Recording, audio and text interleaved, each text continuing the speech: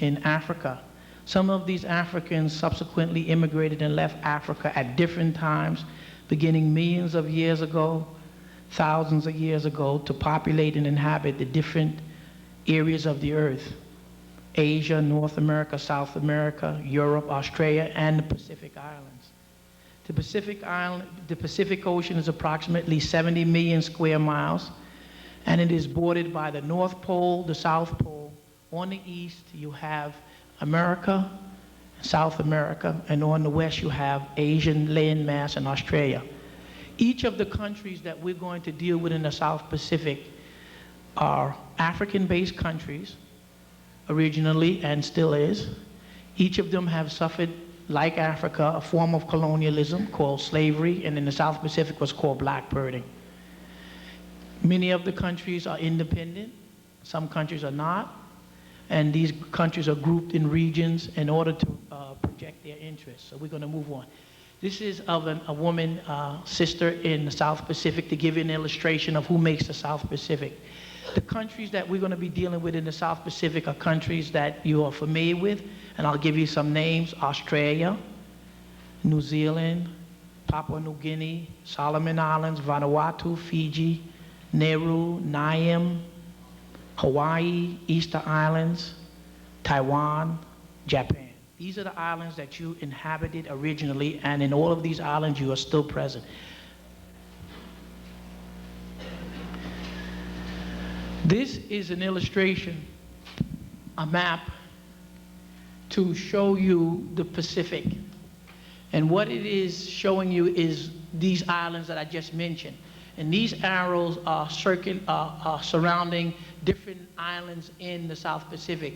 And the purpose of showing you this is to let you know where these islands are located, and at the same time to let you know that your European, in his classification, divides you into at least 3 categories: Melanesians, Polynesians, and Micronesians, to disguise the fact that you're all African people. This is a picture showing you the typical illustration of how the South Pacific is presented to you. One of what you see here, one of a white person with this long flowing hair. And what we're saying is the people of the South Pacific represents the sister that you saw earlier. Just keep in mind, as Dr. Ben reminds you, that we come in all colors, all sizes, all shapes. Our hair is woolly, kinky, long, and straight, without any mixture of anyone else in.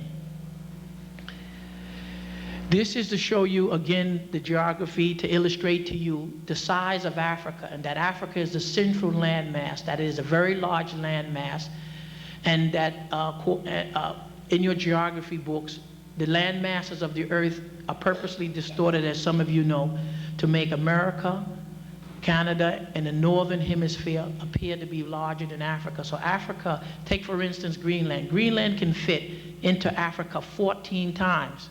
But on your maps, Greenland is shown larger than Africa. That is to psychologically diminish the importance of Africa in terms of its importance in its landmass. Here is a slide showing you a drawing indicating, what is this map showing? It's indicating that the earliest fossil remains show that mankind began in Africa along the Great Rift Valley, and that Africans left the continent different times to populate what is Asia, Europe, Australia, the South Pacific, Japan, into the Americas and down here. So when you see pictures of African people all over the world, and when we see the South Pacific, you can begin to get an idea of how they got there. We came out in waves at different times, and you would bring your race, your culture, your religion. And what we're going to do is trace Africans over thousands and millions of years across the earth using 3 standards: the race of the people you will see, the religion, the God that we brought, and the architectural standard. This is a slide that just illustrates in more detail the particulars on where these fossil remains are located.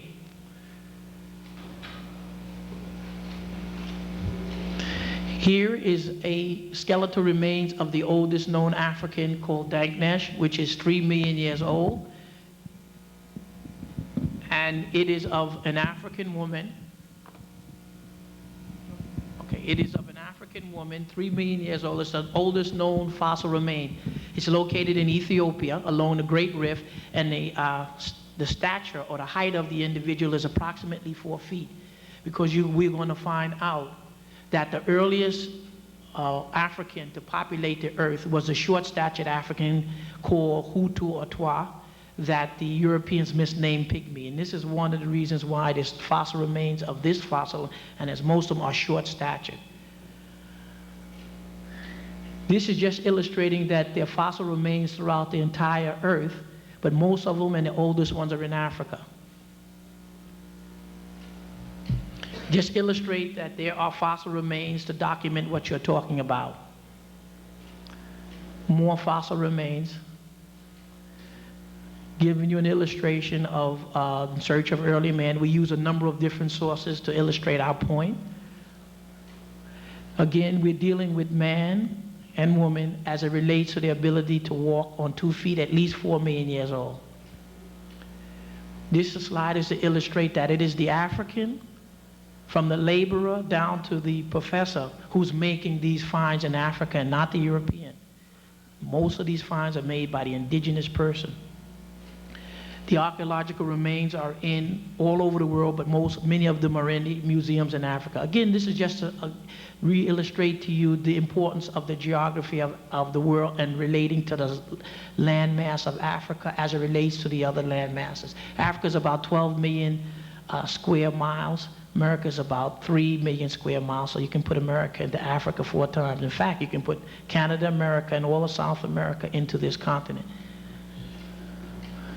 This is to show you the slide. It wasn't put in by mistake upside down. Remember, the earth is a sphere, and you can look at the earth in any different way. You can make anything north, up or down, anything east or west, and we may have used maps in this way. This is to say, beyond the melting pot, what we're dealing with here is the fact that if the present population and birth rate and immigration rate of African people continue in America, the United States government says that this country will become officially an African majority country in the next 30 to 50 years, so that you will officially not be considered the minority in the United States. And this has a repercussion and ramifications on some of the things that happen to us here and worldwide. This slide is to illustrate that dealing with population, that in order to have a stable population, you must have 2.1 children. In other words, a man and woman must produce 2 children to replace themselves.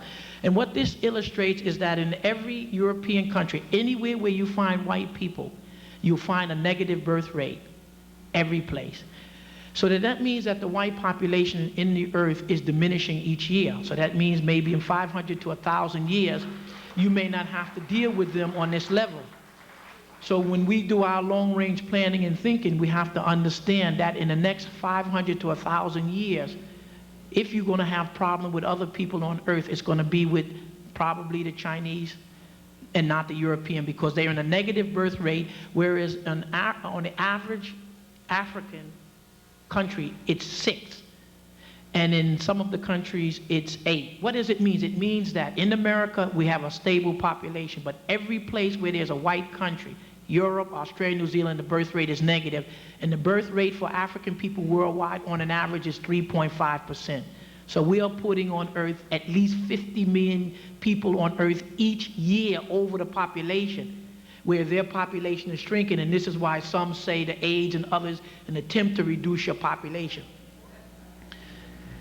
Here is showing you some of the early fossil remains and drawings of the caves, tens of thousands of years old.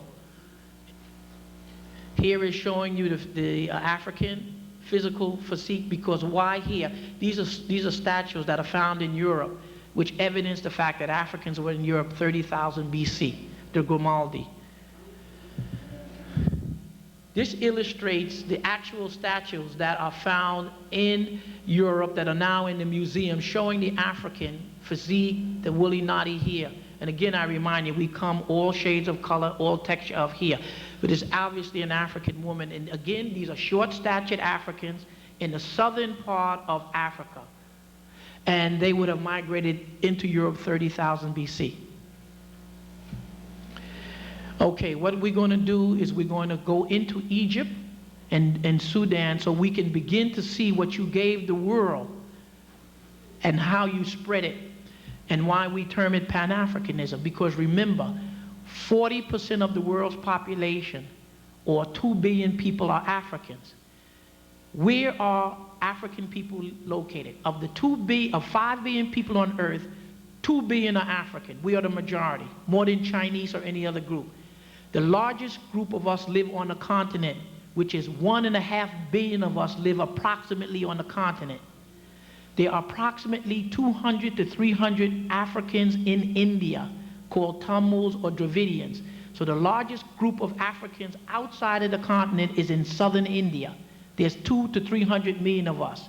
The second largest group of Africans outside the continent is in Brazil, approximately 125, 120, 90. The third largest group of Africans outside the continent is the United States. So there are approximately 1/2 billion or 500 million of us living outside of the continent, and 1.5 billion are living in the continent. This is God, God is best. And we're going to trace God, God is best, because God, God is best is, again, the short-statured African, the Hutu and the Twa coming out of Central Africa. And we use a sister in our trip to Egypt to illustrate the short-statured African. Remember this, your Hutu and Twa.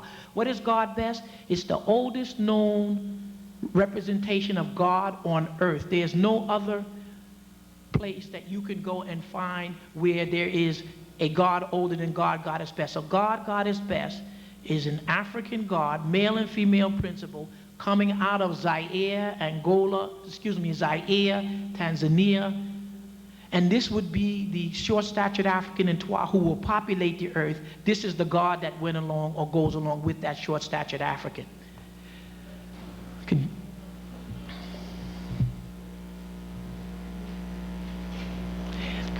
Showing you God, God is best up close, short-statured African, and what does God, God is best has around her neck?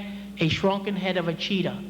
You're going to find this is in Egypt, but why is this God, which comes out of Zaire and Tanzania and Uganda, doing in Egypt? And why a cheetah head? Why? Because remember, as Dr. Ben tells us and reminds us, Egypt is not the originators of the high culture. It comes from Zaire. As he says, the high priest says of Hunefa, we come from the beginning of the Nile where the God happy dwell. So it is these short-statured Africans who will begin to come up the Nile and establish civilization in Ethiopia, Sudan, and then it will come to the high point in Egypt.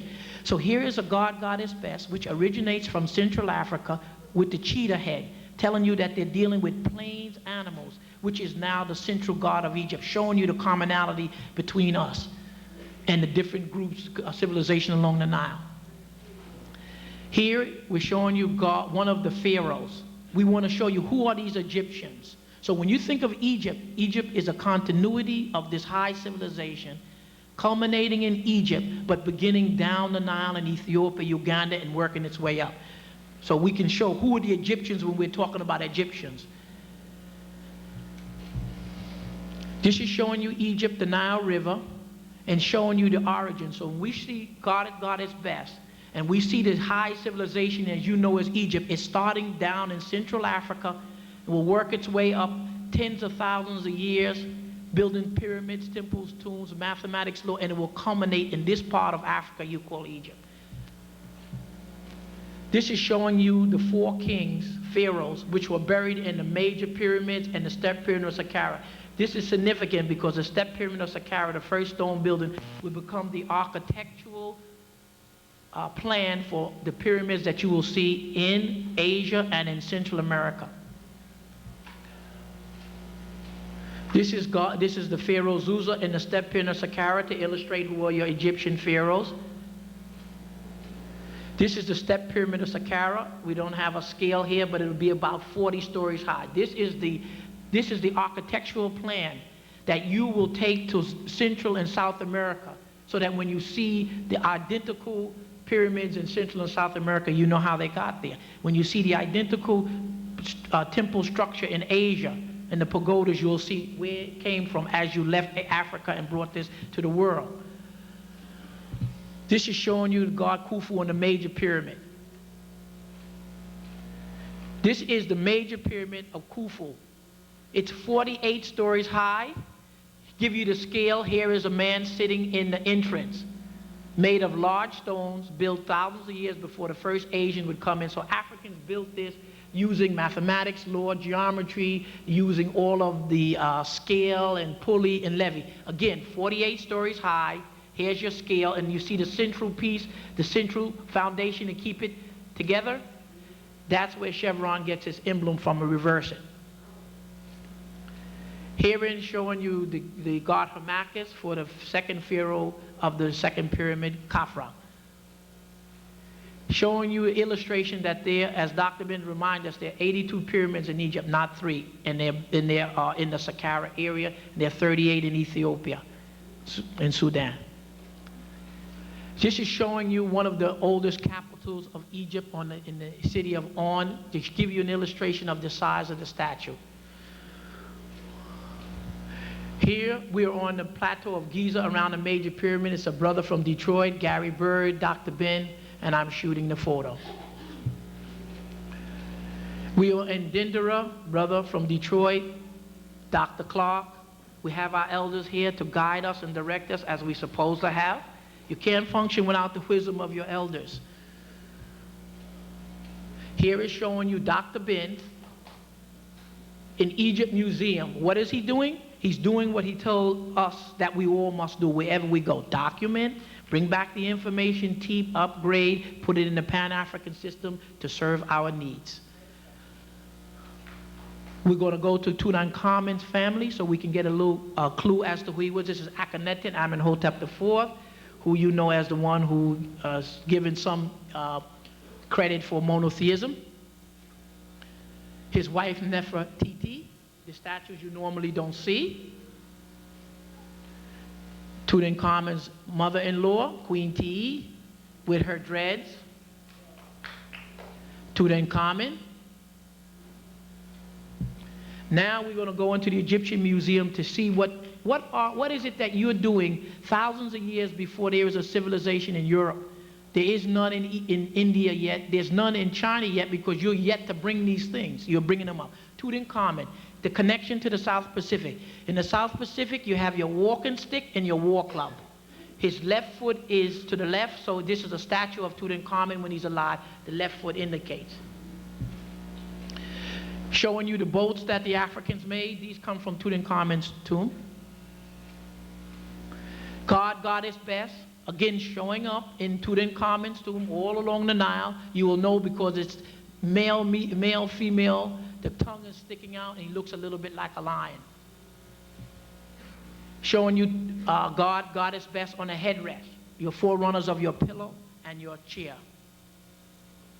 Showing you here God Hathor, which is the golden calf, on one of the bed and burial bier of Tutankhamun. Showing you here a bed where you get your folding bed in the bed from, and here's God, Goddess, Best again. Showing you your umbrella.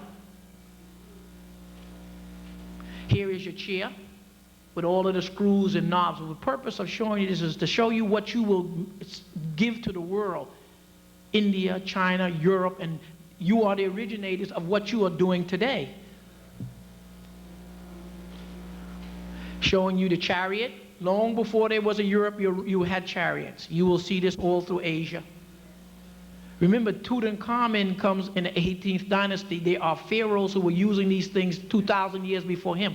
Here is your dreads, your wigs, and your dreads, so we know where some of the origin comes from. Walking sticks in your cane, the symbol of the authority of your king. Here is what? Your bow and arrow, hunting and war. Your boomerang, they call it the throwing stick. You use this while you were hunting and you use it in war. You see the boomerang, you connect that with the South Pacific. So you're going to begin to see why we call it Pan-Africanism and the Africans in the South Pacific, because you're going to see when you went to populate the South Pacific, what will you be taking there? Your race, your religion, what you call culture, the way you do things in life. So your boomerang. Here is your Sinet. Checkers, chess, backgammon. Here we're dealing with the brotherhood. That tight system where we as African people form a collective, extended family where we protected each other. And this is the Pharaoh dealing with two figures, Horus and Tahuti, as it relates to the system. Some of you are Masons and the mystery system, they call it. Here's where the origin comes from, along the Nile. Pharaoh, showing you the back here. Showing you the brotherhood, taking the oath to each other, to their nation, and to their country. This is where all people in the world get the oath from. This is the brotherhood, which you would call your Mason, a Masonic-fied system, to show you that there's no such thing with anybody telling you you can't do anything because you have done and originated everything.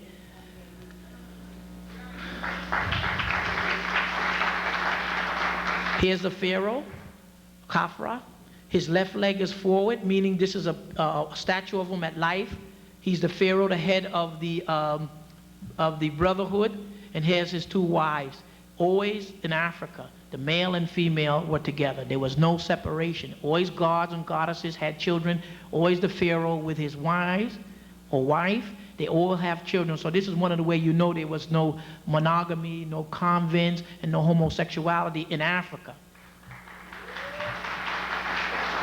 Here is just is to illustrate to you that there were a time when the short-statured Africans, or Twa, ruled as kings in Egypt. And you'll find when you study the history, you had the short-statured African, you had the brothers and sisters from Sudan running Egypt, you had the brothers and sisters from Central Africa. Again, the husband, the wife, and the children. This is to show you the king, the crown of the south and the north with the unification. The king, again, receiving certain instructions and coronations. Always you see the presence of the male and female. There is no separation. This is from one of the temples. Showing you a drawing. Again, Horus and Tahuti dealing with the Pharaoh and giving him being anointed with the key of life, where you get your baptism anointment from. This is a drawing. But we will now see the originality of it. See again, also they're wearing the regalia of the brotherhood with the tail of the animal. Here is the actual picture of what you see on the temple. There's God Tahuti and God Horus giving the king the coronation, the key of life. Showing you the Pharaoh.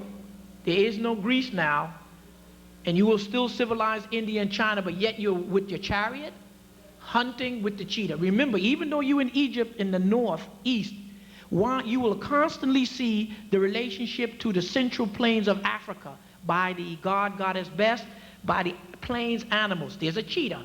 That's a plains animal. So that they traveled back and forth, and they got their origin from it. There was no separation, Egypt from Sudan and Ethiopia. There's one continual spectrum. Your Pharaoh, hunting. Your Pharaoh hunting the lion. Where could this have been? He may have come down from Egypt into maybe in Kenya, Tanzania, Zaire. Here your Pharaoh hunting the bull. Also war.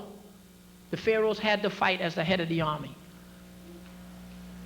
We're going to show you some of what you were doing in Egypt, because everything we see here you're going to take into Asia and the South Pacific.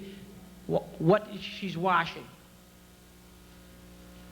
Another one of your daily activities. Show you that the Egyptians lived like everyone else. They gave the world a standard. Showing you the sisters dancing, bikini. They had no problem, like all Africans, showing the body. And the sisters are doing what? In their beautiful regalia with the perfumes on their head so it'll melt down with the incense. And she's playing a double-reeded instrument and they're dancing. Okay? Showing you the sisters playing a double reed instrument, which is going to be your clarinet, your saxophone, your flute, your banjo, which is your banjo, your violin, and your harp, which will become your piano. This is the drawing, and you can see, of course, the beautiful regalia and what they wear. Here is showing you the actual picture on the wall corresponding to what you just saw. The double flute, the banjo, and this is showing you part, it's difficult to see because it's light, but you're going to see the baboon with the banjo, showing you the actual counterpart. Again, this is God. It's difficult to see this goddess best playing the harp. This is one of the priests, musician, playing the double-reeded instrument, the flute, the clarinet. Showing you in your activities on your boat, fishing and hunting. Showing you, again, in some of your activities of the animal husbandry, using the dog to control the animals. Showing you, again, Egyptians dealing with the plains animal, your giraffe and your baboon. Again, with corn, wheat, wine making. There's the wine, the squeezing, the fermentation. Showing you the wheel and the axle that you developed. Showing you medically the circumcision. You're circumcising long before there was what you call the Jews and the Christians and Muslims, where you get it from, the medical instruments to do such. Here is God here, sitting on the birthing chair, letting out the babies. You're not supposed to deliver your babies on your back, but on the birthing chair. And here she's nursing him. Here is Goddess Aset sitting on the birthing chair. Here is a set of medical instruments to do a cesarean section in the event that she cannot properly deliver. Here is God Imhotep. I apologize. I had a close angle lens and I only got part of him, waiting to do the cesarean section in the event she can't deliver.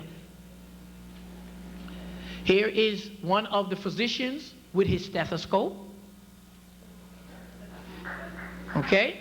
Here is in Egypt, short-statured African, Hutu and Twa, doing whatever activity he's doing, meaning to let you know that he was part of the society, no separation. Here is the other brothers doing their craft. Boat making, you made boats. Look at the boat, sailboats, long before any European or anyone else are making these things. These are the things you're doing. Shipbuilding. Here is the inscription on the tombs, on the mastaba, showing you in the activity of shipbuilding, building all kinds of ships. What did you do with the ships? You fished with nets. Here is the sunboat to which the god would take to the heaven, ride across the boat on the other world. But notice the construction of the boat, the oars, the entire construction, where the world is going to get the construction of boat material from. Showing you on your large seagoing vessels with sails long before other people are doing this. Here showing you what? The first alphabet. You gave the world the alphabet, and here is the decimal system, the number system 10. There's no such thing as decimal. You were using the base 10 thousands of years before any Greeks. Here is the symbol of 1. Here is the symbol of 1, 10, 100, 1,000, 10,000, and it goes on. You had all of these symbols. So what are you looking at? You gave the world alphabet and the number system. What you're using today. This is showing you what? That there was an Egyptian language. But remember, Egypt didn't originate it. And what were you dealing with in your language? Nouns, pronouns, verbs, adverbs. You see where you get all your grammar from. Showing you symbols. Here is the short-statured African Twa, Goddess Best. The sun, Goddess Ra, where the Japanese uses the rising star. Here's your star. That's going to be used in the Muslim star and crescent. Horus on flags. Okay? This is showing you the scale. Here's your paper and your ink. You gave the world ink. Here's the sickle for harvesting, which the Russians will use. Your mirror with glass and copper, the key of life. Symbols showing you the fact that you developed this whole concept of the soul. Showing you the helmets and the crowns of the kings, the symbol of power and the chariot. Showing you what? Dancing and your music. The banjo, the tambourine, the harp, jumping rope, and hoeing. Here is showing you karate. Okay? Look at all your nunchucks, your walking sticks. It's your karate. Just what you will take to Japan and China. Showing you again These are the list of animals that you dealt with in Egypt. Why did I list them? To show that you dealt in Egypt with the giraffe, the elephant, the rhinoceros, the hippopotamus, because there was no difference. You dealt all along the Nile. Showing you the two major temple complexes. The largest temple in the world is Karnak. We're 400 miles deep in Egypt. Here's Karnak, and here is the Grand Lodge of Waset. The second location of the mystery system, or what you call your lodge. It started in Egypt, all of it. So any of you are Masons, you will see where it all started from. They're connected. This temple complex runs 500 feet from north, from this direction to 2.5 miles across. This is the Grand Lodge of Luxor, the Grand Lodge of Waset. Here is where you will establish formally for the second location the educational system which you will take to the world, mathematics, law, geometry, etc. And look at where you put your subordinate lodges. So think of City College and its different branches. This was the central lodge. Where did you put your universities to teach the world? Let's go. Palestine, what is now Israel, Assyria, Lebanon, Babylon, Medina, Saudi Arabia. This is one of the reasons why. Okay, Saudi Arabia, India, Burma, Greek, Rome. What you did was Zimbabwe, Monomotapa. The central educational system was in Egypt. And you will then put university systems from Burma to India, Syria, Iraq, Iran, what is now Israel, Jordan, Greece, Rome, West Africa, Central Africa, and Southern Africa. Then you will begin to teach mathematics, law, geometry. Now you understand how you spread it through a formal education. Now we're going to show you the actual pictures of the Grand Lodge. Anyone in the mystery system, here is where you should be dealing with. This is the second location. The first location was in Saqqara, showing you the avenue coming into it, looking away from it. Okay, what are we looking at? The Grand Lodge of Waset, where it all started. King Solomon's Lodge won't be coming into existence for another 1,500 years, and King Solomon Lodge is a subordinate lodge you put there. Okay, this is the front of it. This is the first location was the step pyramid of Saqqara. This is the Grand Lodge of Luxor, to which the origin comes from all of your mystery or lodges throughout the world, barring none. Here's the front face. We're going to move a little fast on this. Ramesses II, we're coming in. Showing you one of the halls going into the hypostyle hall. Going through where you see the honoring the past the Grand Masters. Looking back where we came from. Showing you again another structure of it. Showing you one of the outer walls. Again, another outer wall. What is it to show? To show that here's where the university system formalized itself at its highest peak. You will put the branches, it exists, it's still there.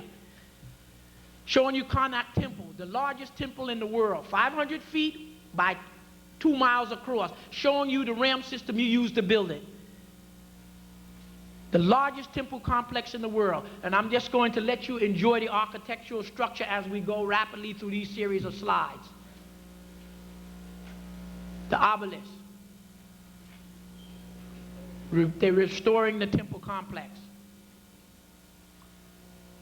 You're taking different shots. Let me remind you, the temple is 500 feet deep by 1.5 miles across.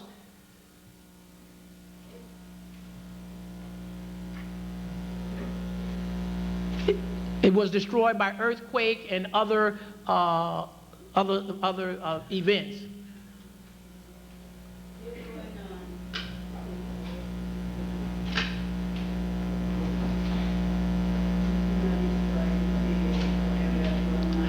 Okay, this one to show you, this is Hatshepsut behind one of the pylons. Keep going.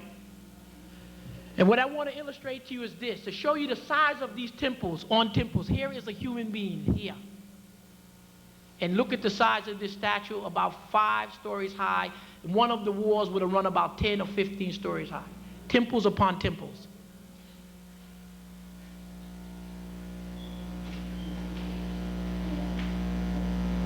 Egypt, Africa is at its zenith. You are now in the process of formally educating and civilizing the world. here, I'm showing you the brother on the temple.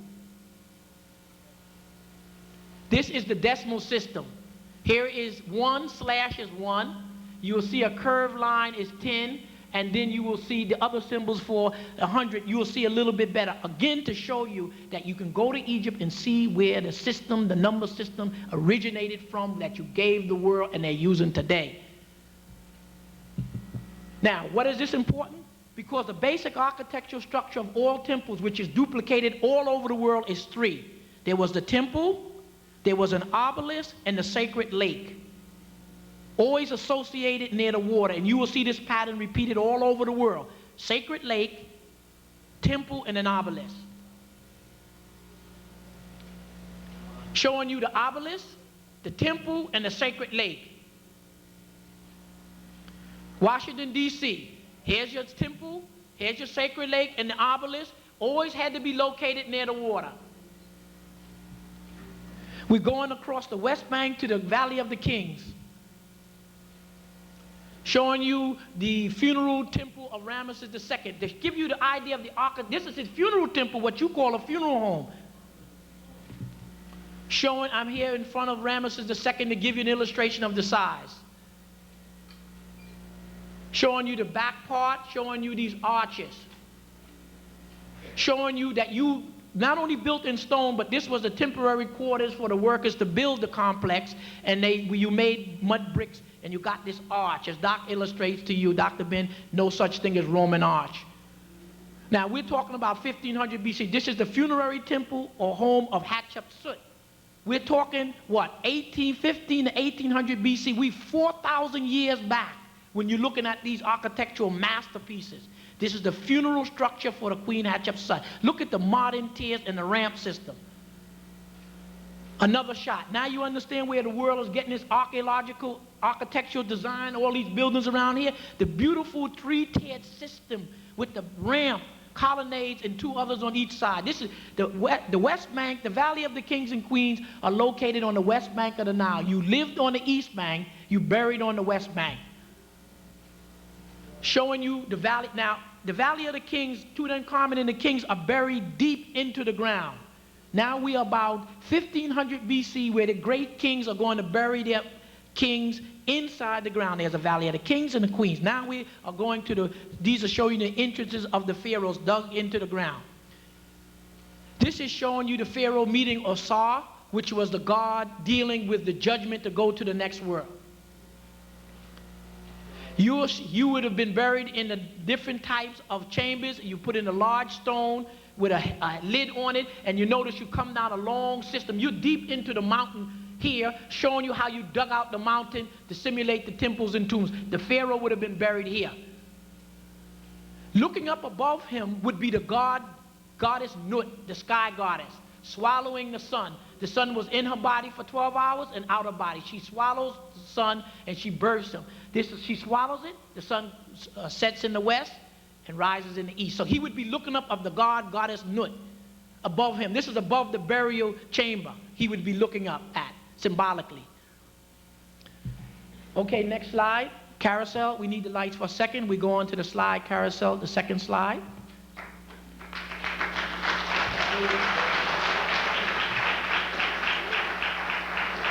Continue. Number 2. Okay. Notice what else would he be looking up at? In each of the tombs, notice this is what you call a zodiac, the constellations. So you know, how could someone say to you the Greeks started it? Here the constellations are located in the tombs of pharaohs 2,000 to 3,000 years before there's a Greece. So you originated because you took the star. So in other words, why did they put this? But because by making the zodiac or constellation of the stars, the position of the stars, you can go back and tell when this pharaoh ruled. You'll say, well, we know the position of the stars today. Map them out today and look how much the stars would have moved, and you could date it. This was the dating system of the pharaoh. You can go in the tombs and find out exactly how long ago the pharaohs lived. And this is the dating system where you gave the world the constellations. You had mapped them out already. You already gave the world a calendar. This is just showing you symbolically whatever you did on earth, you needed the same thing in the next world. And it shows you what you would do in the next world. You go on a sunboat to the netherworld, you harvest your wheat, and you sow. You notice the brother sowing with the plow and the sister sowing the seed, always working together. Here is showing you what? The number system. This is the symbol for 1, 10. Decimal system. Symbol for 10. 100, 1,000, 10,000, and you see on and on, okay? And so what they did was just took the symbol for this squirrel and they made a C. Here's your decimal system. Here is showing you the Roman numerals, numerals, 1, 2nd, 3rd, 4th, the number system. Here again, showing you dealt with the time. You had already divided the time into seconds, minutes, hours, etc., and you're dealing with the infinity. Finite mathematics, geometry. What are you dealing with? You're dealing with the Egyptian calendar, which cut it into 3 seasons. There were no winter. Because remember, as Dr. Ben tell you, you will have already, the calendar you're using today, you will have already originated. That's the calendar you're using. And now they took the calendar and they adjusted it for 365 days, 1 extra day every 4th year. Here is showing you architectural structure. Here it is again, the obelisk, the sacred lake, and the temple. What are you doing? Masonry, bricklaying. Here's the water, the mortar, the bricks. You see, carrying the bricks. So don't let anybody tell you all of the building trades were done, originated in Africa. This is bricklaying. What is this? The priest overseeing the master workers of stone.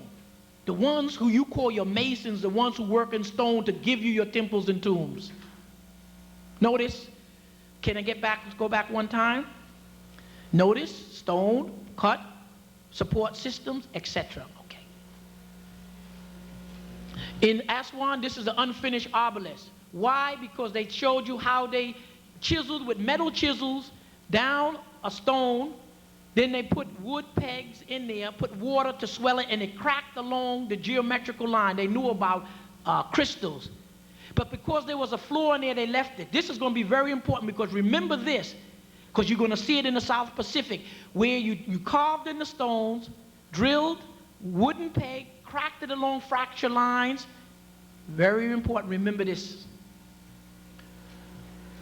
Here is showing you some of the temple complexes. This is at Agilika in Aswan. This temple complex is 1/2 mile long. To show you now your architectural mastery. More architectural mastery. Kuombo, again, many of the temples right at the water.